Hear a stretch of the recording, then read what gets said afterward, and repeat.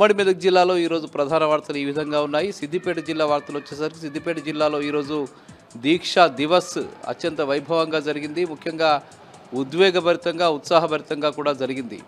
KCR 2009లో November 29న ఆమరణ నిరాహార దీక్ష వేదికను సిద్దిపేటను ఎంచుకున్న సందర్భంగా జరిగినటువంటి సంఘటనలన్నీ కూడా ఈరోజు జరిగిన సభలో వక్తలు పునరావృతం చేసుకున్నారు. ముఖ్యంగా హరీష్ రావు అప్పుడు జరిగిన సంఘటన అన్నీ కూడా పూసగుచ్చినట్టు కళ్ళకు కట్టినట్టుగా ప్రజలకు వివరించారు. ముఖ్యంగా కేసీఆర్ కనుక ఆమరణ నిరాహార దీక్ష పూనుకోకపోతే ఇవాళ తెలంగాణ రాష్ట్రం వచ్చేదే కాదని ఆయన తేల్చి చెప్పడం జరిగింది.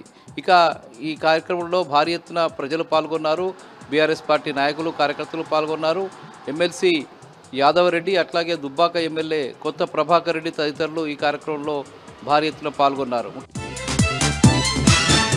సిద్దిపేటలో ఈరోజు జరిగినటువంటి సైన్స్ ఫేర్లో కూడా మాజీ మంత్రి హరీష్ రావు పాల్గొని విద్యార్థులను ఉద్దేశించి మాట్లాడారు. ఇక సిద్దిపేటలోనే ఈరోజు పీడిఎస్యు అర్ధ శతాబ్ది ఉత్సవాలు జరిగాయి. ఆ కార్యక్రమంలో ప్రముఖ కవి నందిని సిద్ధారెడ్డితో పాటు పలువురు పాల్గొన్నారు. ఉమ్మడి సంగారెడ్డి జిల్లాకు సంబంధించి సంగారెడ్డి జిల్లాలో ఈరోజు దీక్షా దివస్ ఉత్సవం అత్యంత ఘనంగా జరిగింది.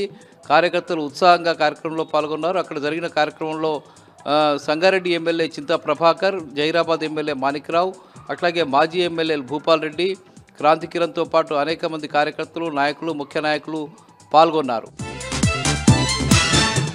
ఇక మెదక్ జిల్లా కేంద్రంలో కూడా ఈరోజు దీక్షా దివస్ ఉత్సవం అత్యంత ఘనంగా జరిగింది. ఆ కార్యక్రమంలో జిల్లా బీఆర్ఎస్ అధ్యక్షురాలు మాజీ ఎమ్మెల్యే పద్మా దేవేందర్ రెడ్డితో పాటు నర్సాపూర్ శాసనసభ్యురాలు సునీత లక్ష్మారెడ్డి పాల్గొన్నారు.